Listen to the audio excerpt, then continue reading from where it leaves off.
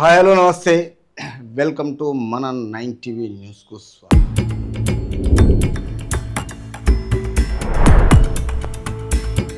కమలానికి కొత్త సారథి ఎప్పుడు? పోటీలో ఈటల రాజేందర్, ఎన్ రామచంద్రరావు. భారతీయ జనతా పార్టీకి మొదటి నుంచి ఎలక్షన్స్ కంటే మొదలు అసెంబ్లీ ఎలక్షన్లు అయిపోయినాయి, తర్వాత పార్లమెంట్ ఎలక్షన్స్ అయిపోయినాయి. ప్రైమ్ మినిస్టర్ గిన సెంట్రల్లో ప్రమాణ స్వీకారం చేసిగిన ఈ రోజుకు కరెక్ట్గా 2 నెలలు అవుతున్నది. 2 నెలలు గిన దాటిపోతున్నది. కానీ తెలంగాణ స్టేట్లో ఇక్కడ కమలానికి మాత్రం కొత్త సారథి ఎవరు అనేది ఇంకా ఇప్పటి వరకు డిక్లేర్ చేయలేదు.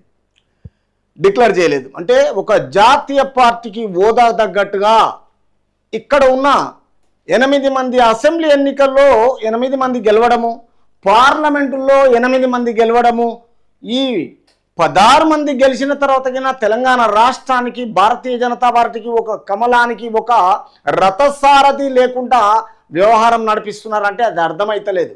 అంటే ఇందులో ఏమన్నా లూఫోల్స్ ఏంటంటే, మాజీ రథసారథి కిషన్ రెడ్డి ఉన్నాడు కాబట్టి కంటిన్యూగా కొన్నేళ్ల నుంచి నడుస్తున్నది కాబట్టి బండి సంజయ్ పోయినప్పటి నుంచి మరి కమలానికి కొత్త సారథి ఎప్పుడు నిర్ణయిస్తారు, ఎప్పుడు డిక్లేర్ చేస్తారు? చాలా తెలంగాణ రాష్ట్రమంతా ఎదురు చూస్తున్నది కమలానికి కొత్త రథసారథి ఎవరని. పోటీలో మరి ఈటల రాజేందర్కి ఇస్తారా, తర్వాత ఎన్ రామచంద్రరావుకి ఇస్తారా అనేది ఇప్పుడు హైకమాండ్ మీద ఆధారం ఉంటుంది.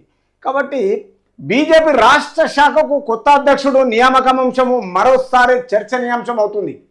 రాష్ట్ర పార్టీలో సమన్వయం లేని సమస్య ముఖ్య నేతలు, ఎంపీలు, ఎమ్మెల్యేలు ఎవరికి వారే అన్నట్టుగా వ్యవహరిస్తుండడము, కేడర్లో నిరాసక్తత, నిర్జస్తము జరుగుతున్న నేపథ్యంలో కొత్త అధ్యక్షుడిని జాతీయ నాయకత్వము ఇంకా ఎప్పుడు నియమిస్తుందా అన్న చర్చ పార్టీలో జోరుగా సాగుతుంది. అంటే గత కిషన్ రెడ్డి కొనసాగుతున్నప్పటి నుంచి ఈ రథసారథి విషయంలో, పిసిసి విషయంలో ఆయన ఏంటంటే ఎవరికి అవకాశం ఇచ్చేవాడు కాదు. సెంట్రల్లో బీజేపీ ఉండాలి, స్టేట్ల నేనే ఉండాలి బీజేపీలో, ఇంకెవరు ఉండదు. కానీ ఇప్పుడున్న యూత్ వల్ల బండి సంజయ్ ఎప్పుడైతే తెలంగాణ రాష్ట్రమంతా ఊపందుకున్న తర్వాత యూత్లో ఒక బ్రహ్మాండంగా అసెంబ్లీ సీట్లలో 8 సీట్లు గెలవడం జరిగింది. తర్వాత పార్లమెంటులో అతిరథ మహారాజు లేక తెలంగాణ రాష్ట్రానికి వచ్చి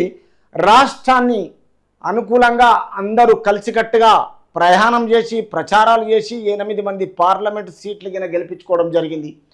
ఈ పార్లమెంటు విషయంలో అయిన తర్వాత ఇప్పటికీ అందరికీ బండి సంజయ్ గారికి ఒక పోస్ట్ ఇవ్వడం జరిగింది.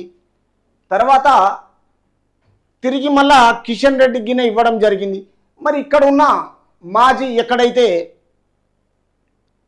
ఈటల రాజేందర్ గారు ఆయన ఒక అసెంబ్లీ ఎలక్షన్లో ఓడిపోయిన తర్వాత పార్లమెంటు నుంచి ఈ మధ్యన మళ్ళా గెలుపొందినాక ఈయన ఒకప్పుడు బీఆర్ఎస్లో ఉన్నప్పుడు కరోనా టైంలో తెలంగాణ స్టేట్ అంతా ప్రజలకు చాలా కష్టజీవిగా పనిచేసి ప్రజలను ఆదుకొని ఆ కరోనా విషయంలో ప్రజలకు ఎల్లవేళలా ప్రతి హాస్పిటల్ 24 గంటలు తిరిగి బ్రహ్మాండంగా ప్రజలకు సేవ చేసిండు. కాబట్టి అక్కడ బీఆర్ఎస్లో ఈయనకు ఏదో కొంచెం సంథింగ్ ఈజ్ రాంగ్, అంటే ఏదో ఒకటి జరిగింది. ఎక్కడ బీఆర్ఎస్ నాయకుడు కల్వకుంట్ల చంద్రశేఖరరావుకు ఈటల రాజేందర్కు తేడాలు రావడంతో ఆ పార్టీలో నుంచి ఆయనను బహిష్కరణ చేసిన తర్వాత ఆయన ప్రజలకు చేసిన సేవను మర్చిపోకుండా తెలంగాణ రాష్ట్రం అంతా మినిస్టర్గా, హెల్త్ మినిస్టర్గా కొనసాగిండు. తర్వాత దాన్ని మనసులో పెట్టుకొని ఆయన ఇంటికి కల్వకుంట్ల చంద్రశేఖరరావుకు ఏదో విషయంలో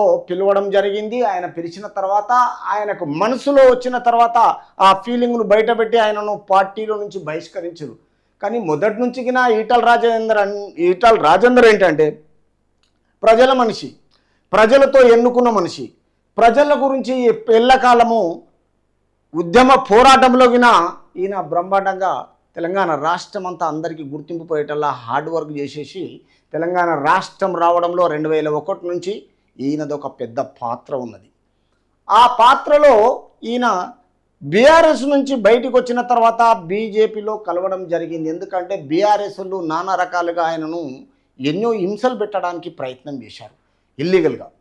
కాబట్టి ఇది అనాథరైజ్డ్గా కనిపించకుండా లీగల్గా యాక్షన్ తీసుకోకుండా ఇలాంటివి చేసి ఈయన వచ్చి మళ్ళీ భారతీయ జనతా పార్టీలో వచ్చిన తర్వాత ఈయన బీజేపీ రాష్ట్ర శాఖ కొత్త అధ్యక్షుడు నియామకం అంశం మరోసారి చర్చనీయాంశం అవుతుంది.